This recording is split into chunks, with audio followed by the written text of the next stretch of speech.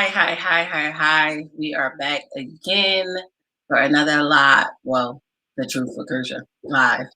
But today's a little special, extra special, should I say. I have my good friend here, Janae Thompson. Um, let me see. Yeah, I know how I be doing over here. I be trying to work this thing on my own. My husband tried to help, but he didn't put the name the way I wanted it. But we just gonna hit that anyway. So we are back on. This is now episode 4. We doing this thing. Um, and last week's discussion, we talked about holiday anxiety and the waves of loneliness. Um, this past Wednesday was a special birthday. So we decided that she would come on and talk with me because I mentioned last week when I was talking to you guys that I speak to my therapist and my friend. This is the friend. And we all have people that we connect with that battle and deal with the same things we deal with.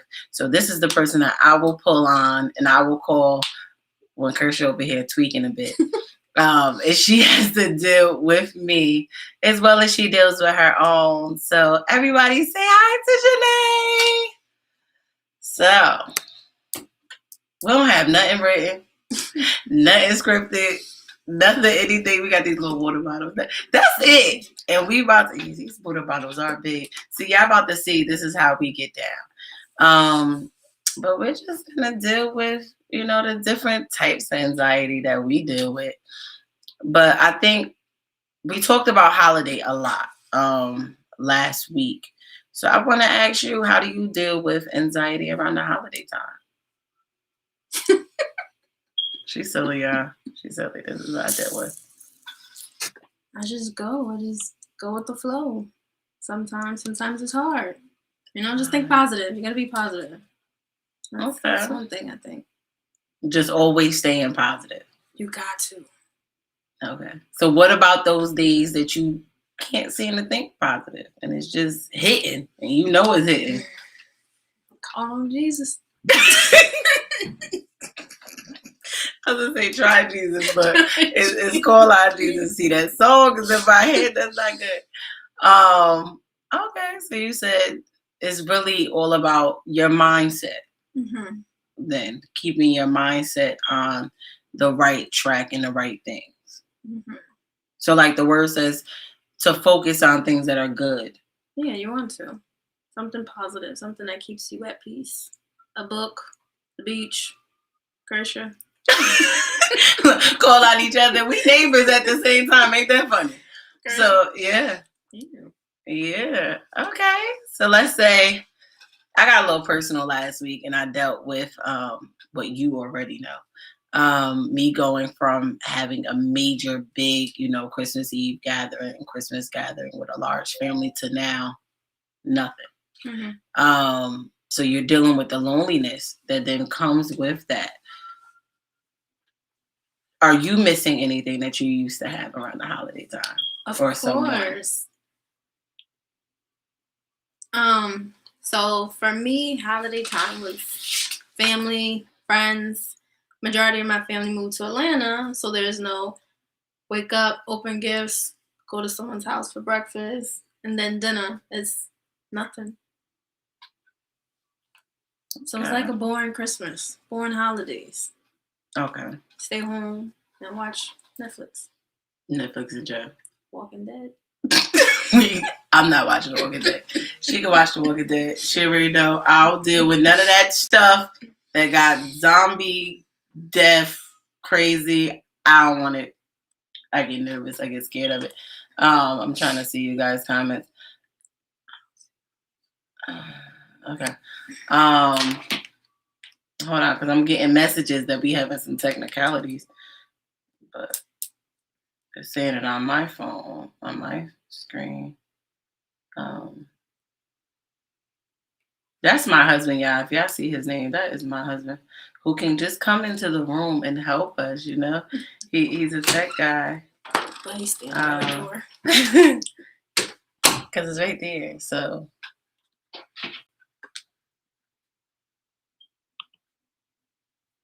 Yeah, it's on. Oh, it says sending data. What does that mean?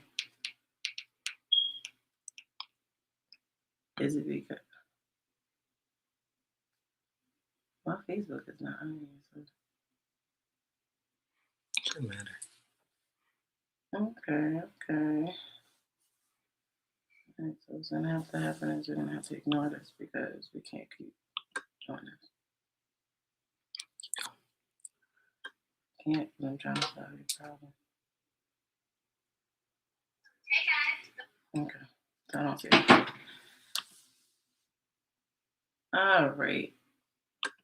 So we're trying to fix the problem, but it looks like we are not going to be able to fix the problem. So anyone that is watching and you're looking for it on Facebook, I will upload it later to Facebook so you guys can see it. Thanks, babe. It's good to have a tech guy handy. I'll tell you that. So let's go back, right, to anxiety and different things. So as y'all know, she just celebrated her birthday the other day. And a person, we don't say victims when it comes down to different things. But all people deal with anxiety to a certain level. So when it comes to anxiety and birthdays, let's talk about that. How do you feel with, let's say, planning your birthday? Do you feel like anxiety kicks in or it can get overwhelming? Planning? No. I'm just always undecisive. So, like, Cursha, what are we going to do? Where are we going? Somebody pick somewhere. Sounds about right. Yeah, so. And I'm sitting over here like, girl, I don't know. It's your day, not my day. Right. Let's go somewhere. I don't care. You just don't care. Man. It's so aggy. Yeah. So I would say, I just celebrated my 30th in May, and that was a major number. But I was going crazy because of that, culture shock for myself of having a lot of people and now not having a lot of people is, well, who's going to come or who are we going to be with or what should it look like? You're changing as you get older. So certain things that you used to want to do, you don't want to do no more. Mm-hmm. So how did you handle, let's say, because I know the stuff that be triggering you, but, we got these viewers watching. Let's say your parents, like you ever just, how you deal with what you gonna look like. Because I know as women in general, we go through a whole that's like mental battle dealing with what we're gonna look like. It gives you high anxiety. So I ordered 2 dresses. One dress was nice. I wanted to do like a brown color theme, all shades of brown. So I had this brown dress. I'm like, I don't really like it. Then I got this nice tan dress. Didn't realize. So the description said it's see-through. So I'm thinking the material's a little see-through. I could put some undergarment and it's okay. The whole tail was out. So I'm like, my anxiety was crazy. I'm like, I don't think I'm gonna. And then she texted me, "We're in my room. I do have a sewing machine. I do know how to sew to a certain extent, but I'm not a seamstress. So when you have somebody calling you talking about fixing something, I'm like, you need a seamstress. I can't do that. I'll be done. You'll be out here showing more than tail, messing with me. So we couldn't do that. No, that'll cause some anxiety because what did you text me the day before? My dress was fire. So it was the day before you was trying to find a solution to something. I don't recall. I don't remember. Yeah. See, that's part of anxiety. Just throw it all away. Just throw it all away. Throw it away. So what would you say to someone that is watching that is dealing with anxiety? What would you say to them?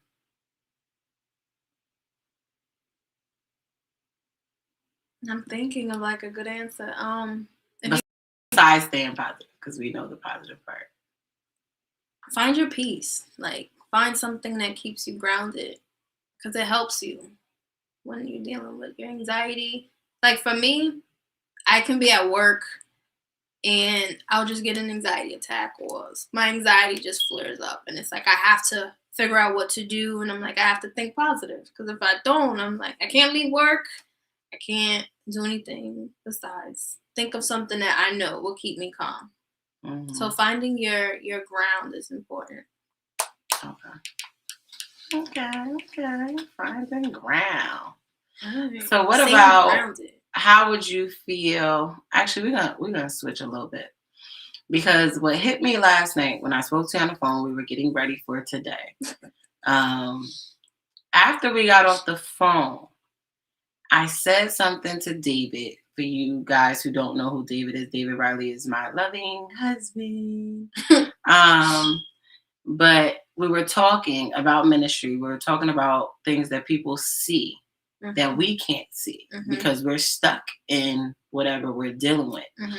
And we were talking about when me and her first became friends. I'm going to tell you guys a little bit. We started inboxing or I don't know whether it probably was the inbox first, and then we got the cell phone numbers exchanged. And I was pregnant, and it was around the time of my baby shower with the first girl.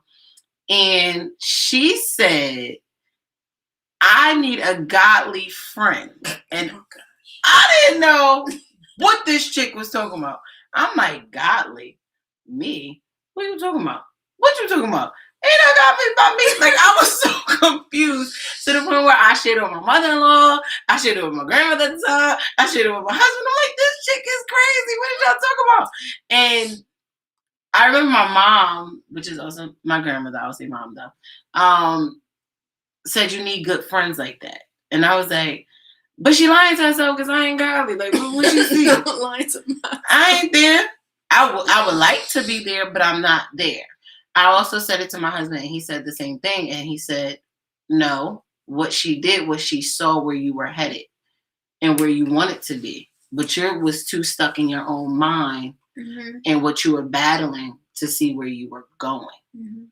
So now, Janai is what, 7? So 8 years later, we're here. Stuck. No, we ain't stuck. We getting unstuck. That's what we do. We telling the truth because we know the truth shall set you free. So that is our goal. Every Friday when we come on here, it will never be a long production. We're not trying to do that.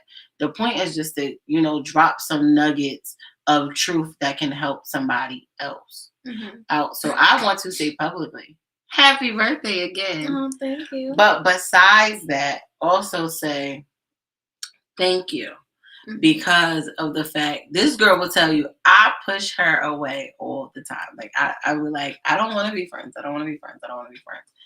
And the reason why is we actually had a conversation earlier, this week, because I made a post and it said, happy birthday to my good friend. This chick wanted to fight because I didn't say best friend.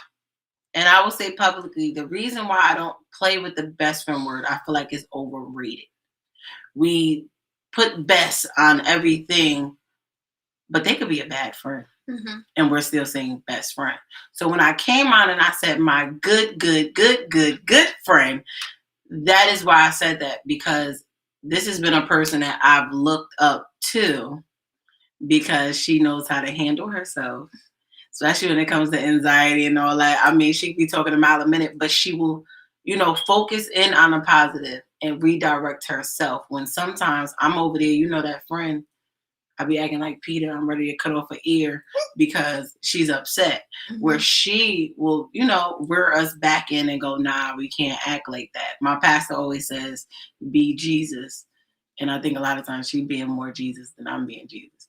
But hey, this is why I look at her and I ask her opinion on a lot of things. So before we do get off, I wanted you to tell them, what do you do for a living? Like, what do you do? Chill out, shy, but we gonna break all this up. But I wanted to say something else. Go back. Yeah, go back. So she asked a question about what I do when I'm triggered. For me, I tend to write my triggers down so that I know what to do when I'm triggered. Sometimes it's hard, but majority of the time it's easy. Now back to the next question you asked, what I do for a living. But no, we're gonna stay right there because I like that you just talked about triggers. Because My therapist had me do that because I didn't know that I had triggers. I would think that I just, just start spazzing out of nowhere, and I'm like, yo, you're bugging. But I didn't realize, like, dealing with trauma when it's a very traumatic situation, you start putting people, places, things, and associate it with that trauma to the point where you see those things or hear those things, and it become a problem. Like working in the doctor's office, you got a whole bunch of old people in my field. So my trigger was seeing another old person. Right. Or having the ringtone, because the ringtone when the trauma was happening, I would hear that ringtone a lot. So having that, and I was like, that's not normal. Like, why am I hyperventilating as soon as I hear a ringtone? Or when I see a type of car, the model of the car, the color of the car, where I'm like, oh my God, is that person? Is this going to happen or whatever? Like, you start to do things where I did not know that triggers was real. Yeah, I feel like it's hard. Sometimes it's hard to identify what your trigger is until after the fact. It could be a smell, the way somebody touches you, the food you eat, the restaurant you go to, because you could have been there with someone you love, and it's like, oh my God, I've been here before. This is a trigger because this is what I used to get. This is what they get. This is where we sat. This is where we used to sit. No longer here. And they're no longer there. I feel like some people don't recognize their triggers or anxiety, or like for me, I'm just going to say we all have PTSD. Everybody has PTSD. Everybody has anxiety. It's just, is it mild, severe, or just nothing really too severe? But that's what it is. Write your triggers down. Okay. I did so she asked me what I do for a living. I'm a substance abuse counselor. So I deal with some aspect of mental health. And 1 year from my internship, I was working at Eva's. So I would go and buy snacks. And I wasn't supposed to, but I'm like, these people work all day. Let me get them some snacks. I don't want to sit here and read. Let's do something fun. So I did a 12-step recovery Jeopardy game. And the team that lost, I gave them notebooks and pens. And I tell them, write your triggers down. Read your triggers. Find out what caused it and how you could be better at it. That's good. See? And we didn't know what we was going to talk about. See how that flows? Okay, so you would say your two tools that you use the most is a clear mind, positive mind, and knowing your triggers, trying to find your triggers so you don't, is it you find your triggers so you're not repeating them, or you just want to know what they are? Sometimes it's, what are you finding? It's not something to find. It could be anything. It could come. You could be in the woods and something could trigger you. Okay. So it's just a matter of being aware. Yes, you got to be aware of your triggers. Because I'm triggered. Right now. You're so Aggie. You're not triggered right now. So yes, we just wanted to come on again and just talk to people and let them know, everybody deals with anxiety, depression, PTSD, as she mentioned, differently. I think the first episode I dealt with PTSD, not knowing that I had it or was dealing with it, because it's a lot of times we look and we see things, or we put a negative label on these things where we go, that can't be associated with me, or I don't want that to be associated with me, when really we all dealing with it. Right. It's just how we deal with it. Right. Where it becomes either a safety hazard or whatever. So yeah. Is something else you want to tell them?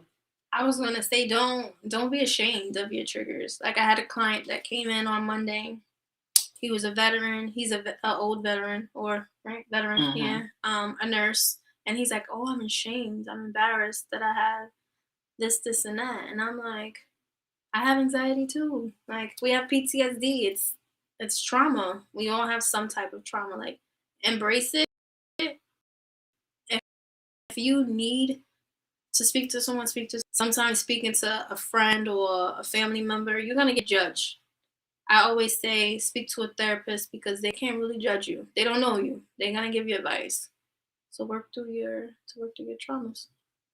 See, She said it too. Therapist. Y'all know I am quick to I say am grab a a therapist. Bible and get on somebody's couch. You know, it's a lot of virtual couches nowadays. So you ain't even gotta leave your home. You know, mine, I'm on every Friday with her. I don't play no game. We don't miss. We on every Friday. I get to see her. She see me. So there is different ways for you to get help. So really what we're saying is if you need it, especially around this time of the year, like I mentioned in the last episode, you know, it's holiday time. Mhm. Holiday time, it seems to heighten more than any other time of the year. Mhm. Once again, though suicide rates do decrease around this time, the mental anguish that people deal with heightens big time. So, like I challenged you on last episode, I'm gonna challenge you again. Say something nice to someone. I don't care if you know them or not, you know, just smile, just be friendly. This chick right here, I wasn't used to all that nice people stuff. So she'll be all loving, and I'm like, move. Like I didn't know how to receive it because when people don't, they wasn't raised around it or it wasn't Mhm. given to them, Mhm. they're not used to it, so they don't receive it well. I tell a lot of people I am not that affectionate.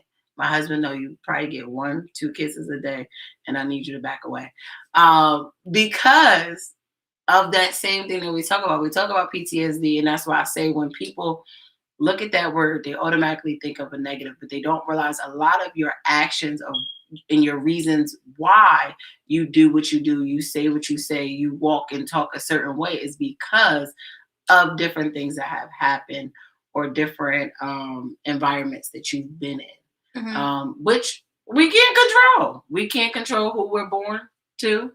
No, They take but care of us. you can control the fact of change. Like you don't want to be the product of your PTSD. Exactly. You want to be something better. So the goal again is to know what it is, to be aware of what it is, so you can be better. Life is all about waking up that next day and being better than you were the day before. We're not here to compete with people. We're not here to do any of that. Our goal is to just be a better version of us than we was the day before, the week before, even the years before. If you find yourself still being the same person, hey, we talking to you. Change. It is time to change. As I read in the last episode, let's see if I can get it. Proverbs 12:25. It basically stated that a man deals with a lot of anxiety and they have a lot of burdens and things weighing on them. But it's that simple, encouraging word that you say to that person, that can turn it around, that can make things better. It is times where she would send a text and she'll be like, I love you best, or whatever, you so beautiful. I saw you up there, girl, you look fine. And I'll be having a whole moment that she doesn't know about. And it'll be that moment, and I'll be like, you know what? She's right. So again, this is my good friend, and I'm gonna say good friend because she ain't bad. This is my good friend, Janae Thompson, and I am grateful for having you on. This is dope. Like, we need to do this more often. We got to do it often. This is just us. I'm sorry. This is how we are. I'm a listener. She is more of a listener than a talker, but we're going to break that thing because there's a lot inside of her that she needs to get out. But this is part of my anxiety. And help other people. And this is why we're going to break that, because we send anxiety, depression, and everything else back to where it belongs. It does not belong here. It is not something that will overcome any of us. Yes, it is here. Yes, we deal with it. We have battles every day with it. But what do we tell ourselves? We are stronger than that. We are wiser than that. I had a whole moment in the car trying to get here. So I can say, because, you know, we're moms, we're you know, wives, we're a lot of different things in the world. So we wear a lot of hats. I'm also someone's personal assistant, so it's a lot going on. With my son being a mom, he had an eye appointment. So trying to get back from that, get here, you know, you gotta do your makeup, put your lashes on, you gotta do all this stuff. your anxiety starts to rear its little ugly face. And I had Mhm. to tell him, get up out of here. And she wore this color, right? I'm in love with this color. As y'all can see, we have sunflowers because yellow has seemed to bring a lot of joy in my life. She didn't know to wear this color, Interesting. but she wore it. I know, but it's close to my sunflower. Mhm. See, what you trying to be technical. First of all, I was an art major, so I know my colors. But still in all, she is right. That is a mustard color. But it is very close to my sunflowers. And just seeing her in here waiting and ready to go brought an instant joy. Once again, just like that man that was with anxiety and burden. She didn't even have to say anything. It was just what she wore and the smile on her face that changed my whole entire demeanor at that moment and said, it is time, Cursha, get your clothes on, Mhm. get on this camera. So once again, you are here live with the truth with Cursha. And we just thankful that we are here. We are thankful that you guys tuned in. Um, yeah, and I'm just happy that she's here. So we get to have our moment. We're going to say goodbye. Have a good day on purpose. And know it can always turn around. Do not sit in it. As the sign says, it is a good day to have a good day. So go out, enjoy your day. Have a great day on purpose. I love you guys. I will see you guys next Friday and every Friday, God willing. Take care.